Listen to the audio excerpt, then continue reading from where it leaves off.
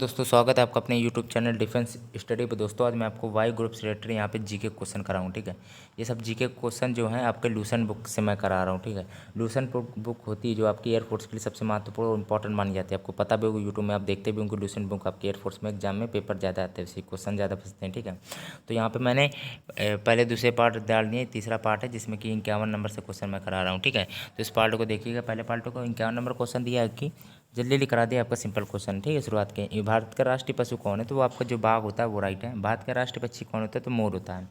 भारत का राष्ट्रीय जलीय जीव कौन सा होता है? गंगा डॉल्फिन है। और भारत का राष्ट्रीय फल कौन सा? आम होता है। भारत का ये थोड़ा साधारण टाइप की जीके, तो इसको जल्दी पढ़ लीजिए, बाद में आपके कठिन आएंगे यहाँ से। ठीक है, भारत का राष्ट्रीय फूल आपका कमल होता है। राष्ट्रीय जो पेड़ होता है वो बरगद होता है। राष्ट्रीय खेल हॉकी होता है।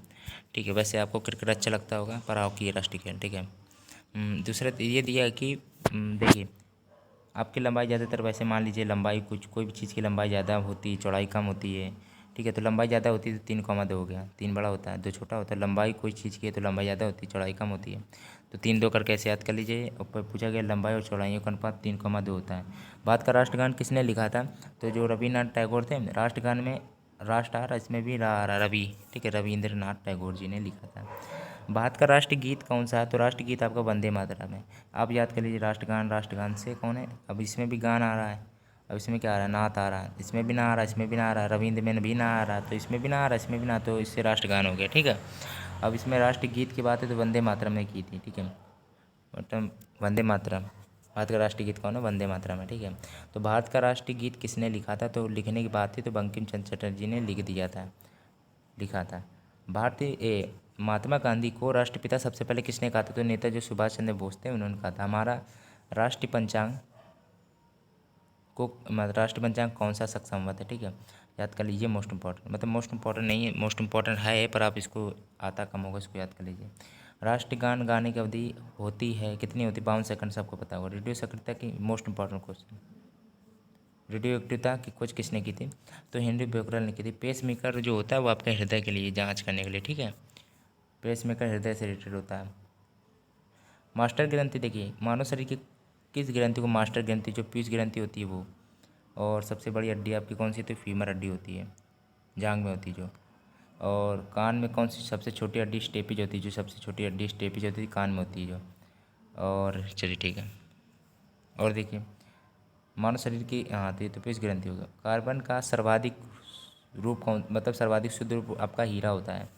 ठीक है, और ये कि हीरे की सिटी कौन सी कही जाती है? हीरे की सिटी तो आपको सूरत कहा जाता है, गुजरात में है जो सूरत आपका राइट है। यस है। और जो लेदर सिटी होती है, लेदर सिटी आपको कानपुर कहा जाता है, अपना कानपुर। देखिए एक्सरे का जो मोस्ट इम्पॉर्टेंट, विलियम रॉन्टगन, पूरा नाम लिख लीजिएगा। विलियम रॉन्टगन थे जो एक्सरे का आविष्कार किया था। और ये क्वेश्चन है, अच्छा है। देखिए 75 तक कराने, आप 75 तक कराने थे। ठीक है, आपको चलिए 75 तक करा देंगे, 50 से 75 तक। चलिए देखिए दिया गया था कि किस धातु का प्रयोग मानव द्वारा सबसे पहले किया गया था? तांबा। तांबा को कॉपर भी कह सकते हैं, तो कॉपर भी लिख के आता है कहीं पे, तो कन्फ्यूजन ना करिएगा। कॉपर मतलब Cu आपका 29 होता है परमाणु संख्या, उससे मतलब नहीं, पर Cu आपका राइट है, कॉपर भी तांबा भी। अंतरिक्ष यात्री को बाह्य आकाश कैसे दिखाई देता है? तो काला दिखाई देता है। ठीक है, बाहर से मतलब। ठीक है, हम लोगों को तो नीला दिखाई देता है, हाँ से पृथ्वी, नीचे से पृथ्वी से। दूरबीन का आविष्कार किसने किया था? गैलीलियो ने किया था। दिल्ली स्थित महात्मा गांधी की समाधि, दिल्ली स्थित महात्मा गांधी आपके राजघाट से रिलेटेड है। और एक क्वेश्चन और है, आपको याद हो जाएगा, मैंने क्योंकि एक चीज़ ट्रिक से बताई थी यार, जल्दी याद हो जाती ट्रिक से। लाल बहादुर शास्त्री का क्या होता है? जो बहादुर कौन होते हैं? जो विजय प्राप्त कर लेते हैं, जो विजय होते हैं। तो लाल बहादुर शास्त्री की समाधि स्थल विजय घाट थी, अब याद हो गया होगा। चलिए, भारत में पहली रेल कहाँ से कहाँ तक चली थी? तो बम्बई से चली थी। वैसे वर्तमान में मुंबई कहते हैं, जैसे मुंबई से थाने चली थी, याद कर लीजिएगा। भारत में पहली बार मेट्रो रेल सेवा किस नगर में आरंभ की गई? कोलकाता में। ठीक है, कोलकाता में। तो यहाँ पे 75 नंबर तक क्वेश्चन होगा। ठीक है, ये लूसेंट बुक से मैं क्वेश्चन करा रहा हूँ। ठीक है, जो एयरफोर्स के लिए वायु ग्रुप के लिए मोस्ट इंपॉर्टेंट बुक मानी जाती है, यूट्यूब में सर्च करके देख लीजिएगा। इसी क्वेश्चन अक्सर फंसते हैं। तो 25 क्वेश्चन मैंने करा दिए हैं, तो इनको धीरे धीरे कर लीजिएगा। अगर कोई भी मान लीजिए क्वेश्चन आपको ज़्यादा ना आए हुए होंगे 25 में से, तो कोई बात नहीं, धीरे धीरे आप जीके में पकड़ बना लीजिएगा। ठीक है, वैसे मिक्सअप क्वेश्चन मैं करा रहा हूँ, तो वीडियो अच्छा लगा तो लाइक जरूर